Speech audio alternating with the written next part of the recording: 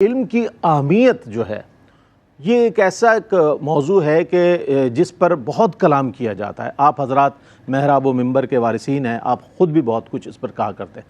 میں چاہتا ہوں اس سوال کے تناظر میں آپ اس پر کچھ روشنی ڈالیے گا۔ بسم اللہ الرحمن الرحیم، اللہم صلی علی سیدنا و مولانا محمد وعلی آلہ و اصحابہ وبارک وسلم۔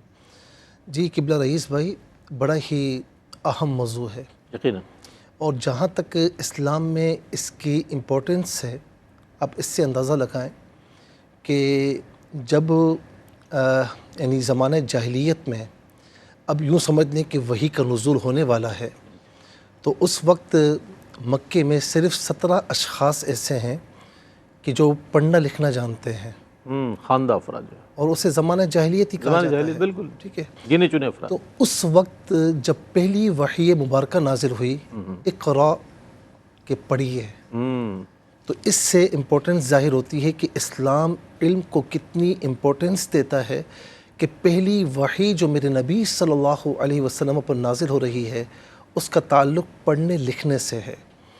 اور پھر یہاں پر دوسری امپورٹنس ہے کہ پڑھا تو پہلے بھی کسی نے ہوگا، لکھا تو پہلے بھی کسی نے ہوگا۔ اقرا بسم ربک الذی خلق، اپنے رب کے نام سے پڑھیے کہ جس نے پیدا فرمایا۔ اچھا، یہ امپورٹنس ہو گئی، یہ اہمیت ہو گئی۔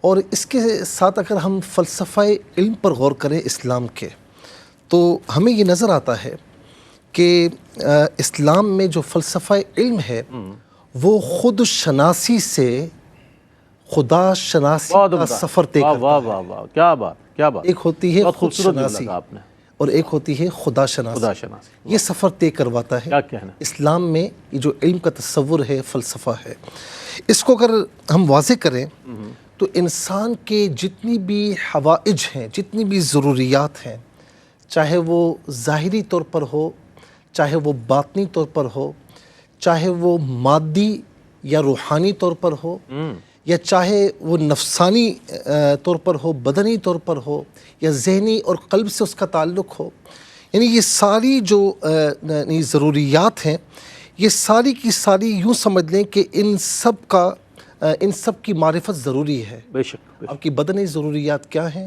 آپ کی مادی ضروریات کیا ہیں، روحانی ضروریات کیا ہیں، یوں سمجھ لیں کہ مطالعہ انفس ضروری ہے۔ کیا کہنا، صحیح ہے۔ واہ۔ اچھا، اب دوسری چیز آ گئی کہ پھر ہم اپنی ذات سے آگے بڑھتے ہیں تو مطالعہ کائنات بھی ضروری ہے۔ بالکل، کہ جب تک مظاہر قدرت کا علم نہیں ہوگا، جب تک مظاہر فطرت کا علم نہیں ہوگا، قرآن کیوں بار بار فرماتا ہے سیروا فی الارض؟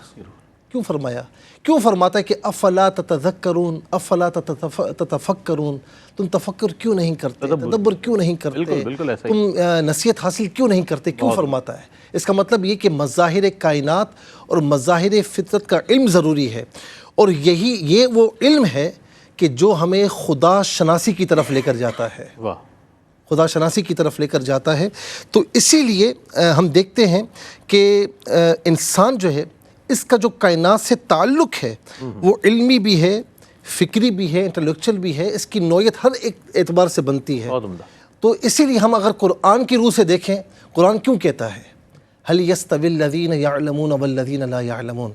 کیا جاننے والے اور نہ جاننے والے برابر ہو سکتے ہیں؟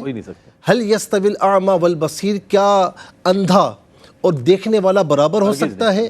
ولا الظلمات والنور؟ کیا اندھیرا اور روشنی برابر ہو سکتے ہیں؟